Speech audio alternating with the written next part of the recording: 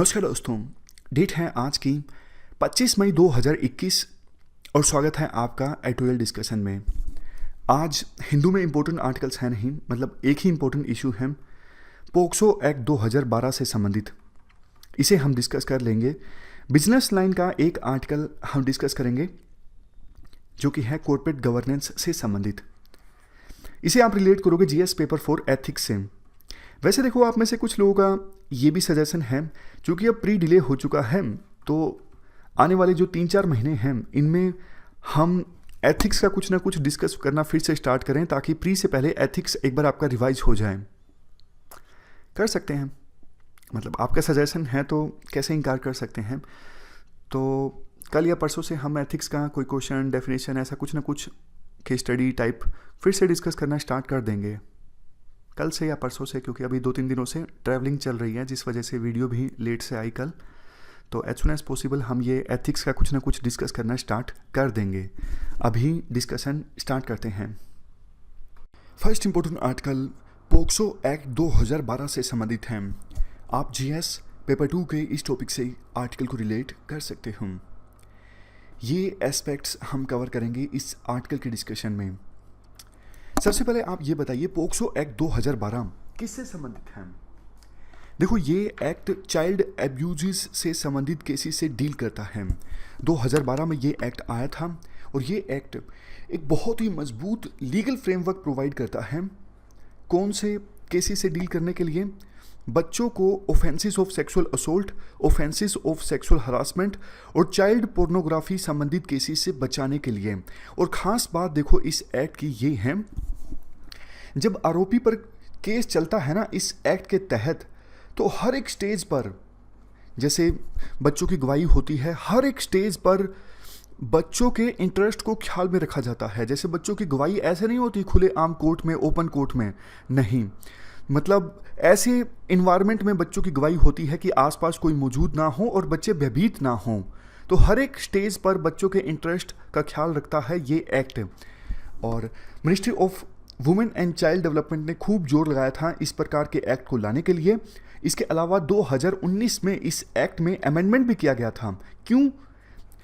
इसलिए ताकि child abuse से संबंधित जो केसेस हैं उनके लिए और ज़्यादा सज़ा हो, मतलब सज़ा इंक्रीज कर दी गई थी ताकि और ज़्यादा डेटरेंस हो, और ज़्यादा आरोपियों में, अपराधियों में डर पैदा हो और चाइल्ड एब्यूज जैसी घटनाएं ना हों। तो ये हमने बेसिक्स की बात की पोक्सो एक्ट के बारे में। हाल ही में ये एक्ट तब न्यूज़ में आया था जब बॉम्बे हाईकोर्ट ने एक अजीबोगरीब वर्डिक्ट दिया था। अगर चाइल्ड एब्यूज़ केस में स्किन टू स्किन कॉन्टैक्ट नहीं है, मतलब कपड़े आपस में मिले हैं, स्किन टू स्किन कॉन्टैक्ट नहीं है, तो वो केसेस जो हैं वो पोक्सो एक्ट के तहत डील नहीं होंगे, नॉर्मल इंडियन पीनल कोड के तहत डील होंगे। लेकिन सुप्रीम कोर्ट ने अच्छा किया, बॉम्बे हाईकोर्ट के इस वर्डिक्ट पर रोक लगा दी। अब देखो, आज के इस आर्टिकल में राइटर जो हैं वो हिस्टोरिकल चाइल्ड एब्यूजेस के केसेस से डील करते हैं। राइटर कहते हैं हिस्टोरिकल चाइल्ड सेक्सुअल एब्यूजेस के केसेस वो केसेस हैं जिनको रिपोर्टिंग में डिले हुआ।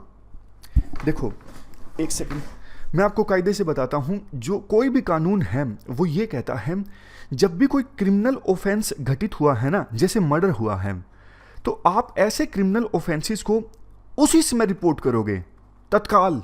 ऐसा नहीं कि 3 साल बाद, 4 साल बाद जाके आप पुलिस को बोलोगे कि देखो 4 साल पहले मर्डर हुआ था, मैं बता आज रहा हूं। नहीं, आपको उसी समय रिपोर्ट करना होता है, अदरवाइज आरोपी के खिलाफ जो केस है वो कमजोर हो जाता है।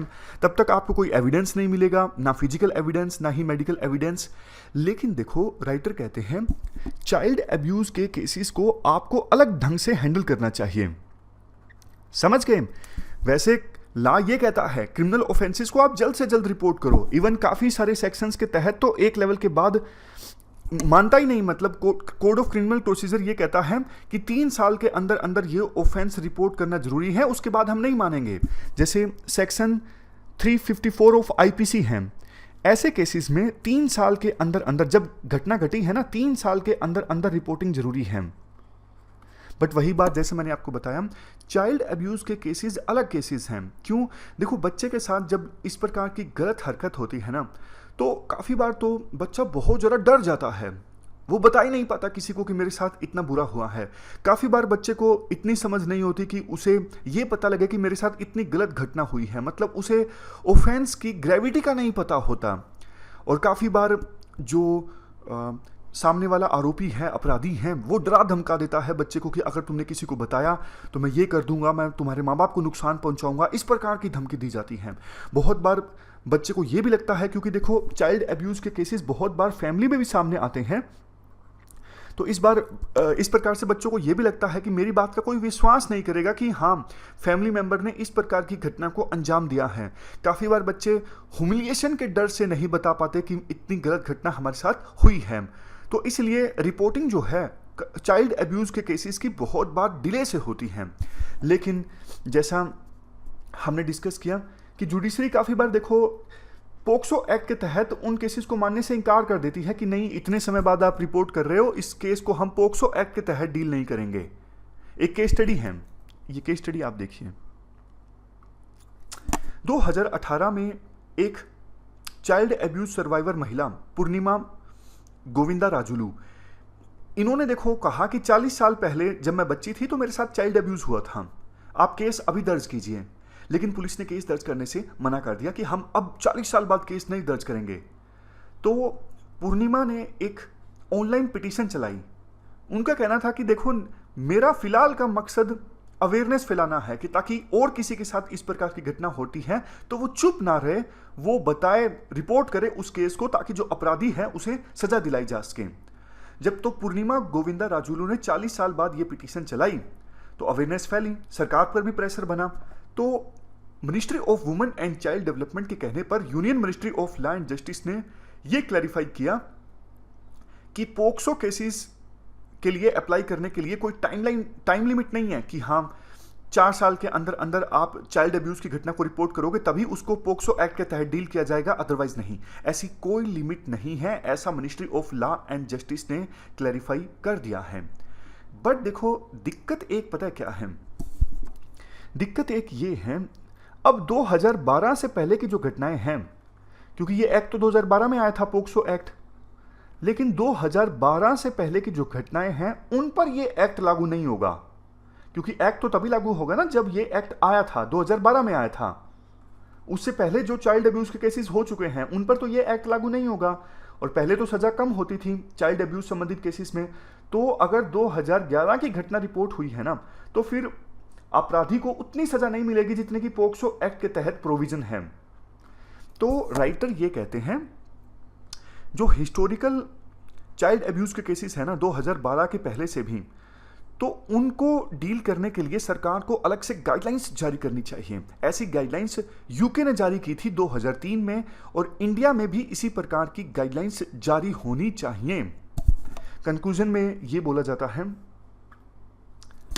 कि UN convention on the rights of child के तहत इंडिया को अपना लीगल और प्रोसीजरल जो मेथड्स हैं उनमें बदलाव लाना चाहिए, ताकि विक्टिम्स और जो चाइल्ड अब्यूज़ के इवन एक्यूज्ड हैं उनके राइट्स को बैलेंस किया जा सके। तो यही मेन सलाह है राइटर की कि UN convention on the rights of child के लाइन पर, उसके तहत इंडिया भी अपने लीगल और प्रोसीजरल मेथड्स में सुधार लाए और गाइडलाइंस जारी करे हिस्टोरिकल चाइल्ड अब्यूज़ के केसेस हैं उनके लिए, उनसे डील करने के लिए। तो ये पूरा आर्टिकल हमने डिस्कस किया पोक्सो एक्ट से संबंधित। चलते हैं आगे। नेक्स्ट आर्टिकल कॉर्पोरेट गवर्नेंस से संबंधित है। आप जीएस पेपर 4 के इस टॉपिक से आर्टिकल को रिलेट कर सकते हो। ये एस्पेक्ट्स हम कवर करेंगे इस आर्टिकल के डिस्कशन में। सबसे पहले बेसिक्स की बात करते हैं। कॉर्पोरेट गवर्नेंस का मतलब क्या है? देखो, ओईसीडी की डेफिनेशन ये कहती है, कॉर्पोरेट गवर्नेंस मतलब वो प्रोसीजर्स और वो प्रोसेसेस जिसके हिसाब से कोई ऑर्गेनाइजेशन चलती है, वो ऑर्गेनाइजेशन कंट्रोल होती है। ये मतलब है कॉर्पोरेट गवर्नेंस का। और ज़्यादा सिंपल भाषा में बताता हूँ, मतलब वो तरीका जिससे, तरीका कोई भी हो सकता है, तरीके को आप प्रोसीजर कह सकते हो, प्रोसेस कह सकते हो, मतलब वो प्रोसीजर, वो प्रोसेस, वो तरीका जिससे कोई कॉरपोरेशन गवर्न होती है, कोई कॉरपोरेशन मैनेज होती है, वो है कॉर्पोरेट गवर्नेंस। कॉर्पोरेट गवर्नेंस का जो टॉपिक है काफ़ी ज़्यादा हाईलाइट हुआ है पिछले कुछ सालों में। जब भी देखो किसी कंपनी में कोई स्कैम सामने आता है ना, जैसे यस बैंक डूबने वाला था, उस समय कॉर्पोरेट गवर्नेंस के कितने टॉपिक सामने आए, कितने आर्टिकल्स हमने भी डिस्कस किए थे। 2009 में सत्यम स्कैम सामने आया था, तो उस समय भी कॉर्पोरेट गवर्नेंस का टॉपिक काफ़ी ज़्यादा हाईलाइट हुआ था। जब भी किसी कंपनी में कोई गड़बड़ होती है, घोटाला होता है, तब कॉर्पोरेट गवर्नेंस पर बहुत चर्चा होती है कि कॉर्पोरेट गवर्नेंस को इम्प्रूव करने की आवश्यकता है। अगर देखो हम बात करें इंडिया की, इंडिया में पास्ट में काफ़ी सारी कमेटीज़ की रिकमेंडेशंस को एक्सेप्ट किया गया है। मतलब ऐसा नहीं कि सारी रिकमेंडेशंस को एक्सेप्ट किया गया है, मतलब ये है कि कुछ कमेटीज़ गठित की गई थी और उनकी कुछ कुछ रिकमेंडेशंस को एक्सेप्ट किया गया है कॉर्पोरेट गवर्नेंस को इम्प्रूव करने के लिए। जैसे देखो 2004 में नारायण मूर्ति कमेटी की रिकमेंडेशंस के बाद कॉर्पोरेट गवर्नेंस में काफ़ी सारे बदलाव आए with respect to board, audit committee, shareholder disclosure, CEO, CFO. CEO मतलब चीफ एग्जीक्यूटिव ऑफिसर और सीएफओ मतलब चीफ फाइनेंशियल ऑफिसर। इनका सर्टिफिकेशन ऑन इंटरनल कंट्रोल, क्या क्या कंपनी रिपोर्ट करती है सेबी को, सरकार को, मतलब इन सब से संबंधित काफ़ी सारे बदलाव आए नारायण मूर्ति कमेटी की रिकमेंडेशंस के बाद।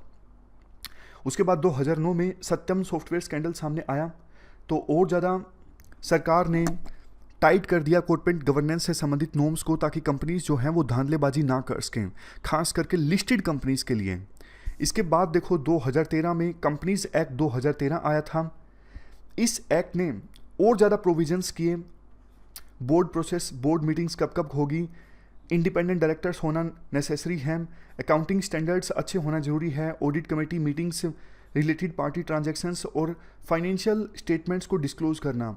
मतलब देखो समय समय पर, उसके बाद भी वैसे 2-3 एग्जांपल और भी दिए गए हैं। 2015 में सेबी ने कुछ नए रेगुलेशंस सेबी लेकर आई कॉर्पोरेट गवर्नेंस को इम्प्रूव करने के लिए।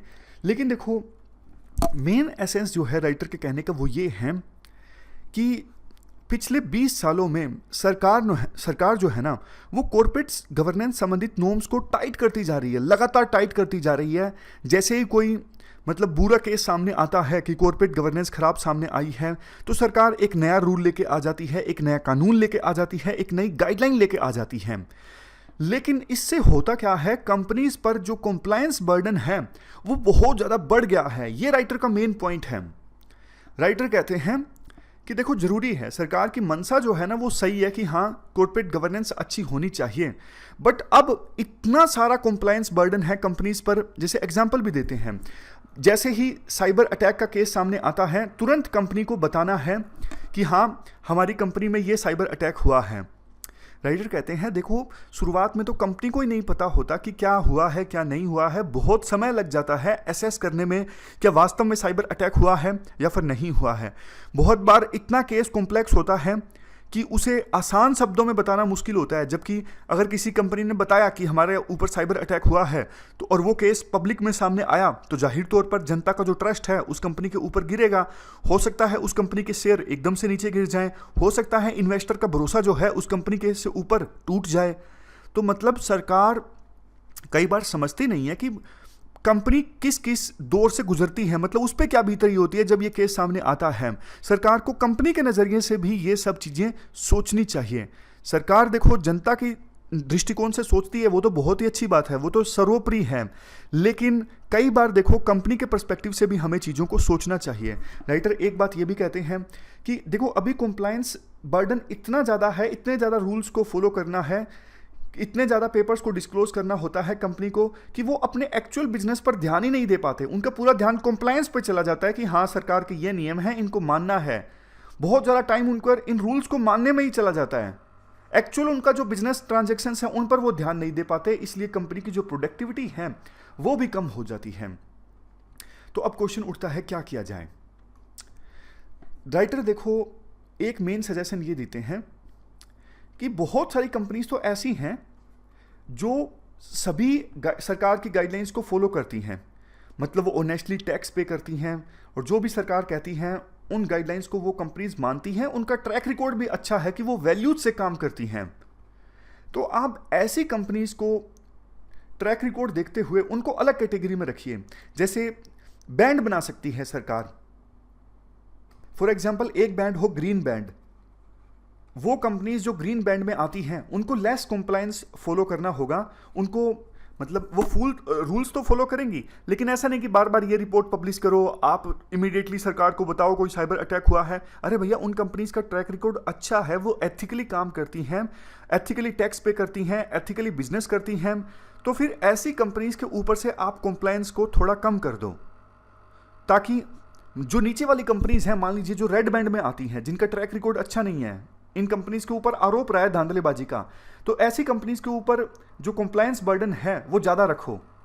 ऐसे अलग अलग बैंड आप बनाओगे ना, green band, red band, orange band, yellow band, जैसे जैसे कंपनी का ट्रैक रिकॉर्ड अच्छा होता जाएगा, उसके ऊपर से कंप्लायंस बर्डन कम होता जाएगा, उस कंपनी को अगले बैंड में अपग्रेड कर दिया जाएगा। इससे ना विभिन्न कंपनीज में एक इंसेंटिव भी होगा कि अगर हम अच्छे से काम करते हैं तो हमें कम रूल्स को फॉलो करना होगा, तो इसलिए ज़्यादा कंपनीज मेहनत करेंगी अपना ट्रैक रिकॉर्ड को अच्छा करने में। ये एक बहुत ही अच्छा सजेशन राइटर के द्वारा दिया जाता है। लेकिन देखो, एक दुविधा ये सामने आती है कि कैसे कंपनीज को विभिन्न बैंड्स में रखा जाए। मतलब कंपनीज तो शिकायत कर सकती है ना कि हमें तो आपने रेड बैंड में रख दिया, हमारी तो परफॉर्मेंस अच्छी है। इसके लिए एक निश्चित क्राइटेरिया को फॉलो किया जाए कि उस कंपनी के बोर्ड में कितनी ट्रांसपेरेंसी है, शेयर होल्डर को कितना बताया जाता है, क्या कंपनी में जो डायरेक्टर्स हैं वो strong corporate governance practices follow करते हैं, और इसके अलावा इंडिपेंडेंट डायरेक्टर्स जो हैं कंपनी के बोर्ड में, उनसे भी फीडबैक लिया जाए कि कंपनी का कामकाज कैसे हैं। FII यानी फॉरेन इंस्टीट्यूशंस इन्वेस्टर्स हैं, उनका भी फीडबैक लिया जाए। माइनॉरिटी और स्मॉल जो शेयर होल्डर्स हैं उनका फीडबैक लिया जाए, और अलग से एक इंडिपेंडेंट सर्वे भी कंडक्ट करवाया जाए। तो इन सब प्रैक्टिसेस के आधार पर विभिन्न कंपनीज को अलग अलग बैंड में रखा जा सकता है। जो कंपनी रेड बैंड में आए वो ज़्यादा रूल्स को फॉलो करे, उसके ऊपर कंप्लायंस बर्डन ज़्यादा हो, लेकिन जो कंपनी ग्रीन बैंड में आए उनके ऊपर पे कंप्लायंस बर्डन कम हो। लास्ट में राइटर के द्वारा ये कहा जाता है, अगर देखो ऐसे ऐसे कोई घोटाला सामने आएगा और कॉर्पोरेट गवर्नेंस संबंधित रूल्स अगर सरकार स्ट्रिक्ट करती जाएगी, तो फिर तो हमारे देश में किसी कंपनी का काम करना बहुत मुश्किल हो जाएगा। तो इसलिए सरकार को ये सजेशन मानना चाहिए, और इवन कंपनीज के जो डायरेक्टर्स, प्रमोटर्स या फिर एग्जीक्यूटिव्स हैं उनको एजुकेट भी करना चाहिए समय समय पर छोटे कोर्सेज की सहायता से। छोटे छोटे कोर्सेज अब ऑनलाइन लॉन्च किए जा सकते हैं, फिजिकली आने की आवश्यकता नहीं है। तो ऐसे कोर्सेज की सहायता से जो ये प्रमोटर होते हैं, कंपनी के डायरेक्टर होते हैं, एग्जीक्यूटिव होते हैं, उनको अवेयर किया जाए आपको क्या फॉलो करने की आवश्यकता है, कैसे फॉलो करने की आवश्यकता है। तो ये हमने पूरा आर्टिकल डिस्कस किया कॉर्पोरेट गवर्नेंस से संबंधित। आज हमने 2 इश्यूज डिटेल से डिस्कस किए। फिलहाल इस डिस्कशन में इतना ही है। Thank you very much for discussion.